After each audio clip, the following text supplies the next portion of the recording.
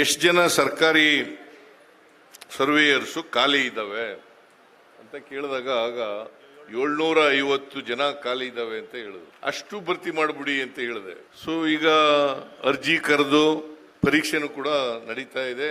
ಮುಂದಿನ ತಿಂಗಳು 10, 11ಕ್ಕೆ ಪರೀಕ್ಷೆ ಎಲ್ಲ ನಡೀತದೆ.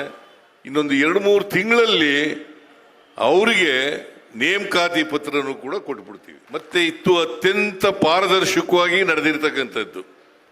ನಾನು ಹಿಂದೆ 2013ರಿಂದ 18ರವರೆಗೆ ಇರುವಾಗ 5 ವರ್ಷದಲ್ಲಿ 1 ಲಕ್ಷ ಉಪಾಧ್ಯಾಯರುಗಳನ್ನು ನೇಮಕ ಮಾಡಿದ್ರು. 1 ಲಕ್ಷ. ಗೋವಿಂದೇಗೌಡರು ಪ್ರೈಮರಿ ಎಜುಕೇಶನ್ ಮಿನಿಸ್ಟರ್ ಆಗಿದ್ರು. ಆಗ ನಾನು ಹೇಳಿದೆ ಗೋವಿಂದೇಗೌಡರಿಗೆ, ಎಷ್ಟು ಖಾಲಿ ಹುದ್ದೆಗಳಿದ್ದಾವೆ ಅಷ್ಟನ್ನು ಭರ್ತಿ ಮಾಡಿಬಿಡಿ, ಮತ್ತೆ ಪಾರದರ್ಶಕವಾಗಿ ಮಾಡಿ ಅಂತ ಹೇಳಿದ್ರಿ. ಗೋವಿಂದೇಗೌಡರು ಬಹಳ ಪ್ರಾಮಾಣಿಕರಾಗಿದ್ದರು. 1 ಲಕ್ಷ ಉಪಾಧ್ಯಾಯರುಗಳನ್ನು ನೇಮಕ ಮಾಡಿದ್ರು. ಮತ್ತೆ ₹1 ಮಧ್ಯವರ್ತಿಗಳ ಹಾವಳಿ ಇಲ್ಲದೇನೆ ಮಾಡಿದ್ರು. ಈಗಲೂ ಕೂಡ ಮಧ್ಯವರ್ತಿಗಳು ಹಾವಳಿ ಇರಬಾರದು.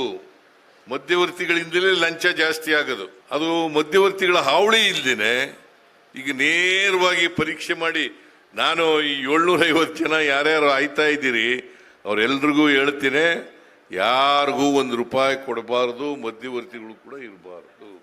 1227 ಜನ ಲೈಸೆನ್ಸ್ಡ್ ಸರ್ವೇಯರ್ಸ್, ಅವ್ರಿಗೇನು ಕನ್ನಡದಲ್ಲಿ ಪರವಾನಗಿ ಭೂಮಾಪಕರು, ಅವರನ್ನು ಮಾಡ್ಕೊಂಡಿದ್ದೀವಿ.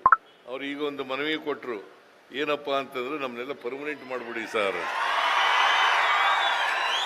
ಇಲ್ಲ, ಈಗ ಗೊತ್ತಾಯ್ತು, ಇಷ್ಟೊಂದು ಸಿಳ್ಳೆಗಳು, ನಿಮ್ಮ ಈ ಉದ್ಗಾರಗಳು ನೋಡಿದ್ರೆ ಪರ್ಮನೆಂಟ್ ಮಾಡಬೇಕು ಅಂತಕ್ಕಂಥದ್ದು.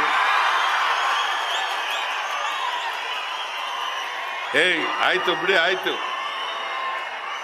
ನಮ್ಮ ಸರ್ಕಾರ ಈ ಯಾರ್ಯಾರು ಲೈಸೆನ್ಸ್ಡ್ ಸರ್ವೇಯರ್ಸ್ಗಳಿದ್ದಾರೆ ಅವರನ್ನ ಪರ್ಮನೆಂಟ್ ಮಾಡಲಿಕ್ಕೆ ಗಂಭೀರವಾಗಿ ಚಿಂತನೆ ಮಾಡ್ತೇವೆ.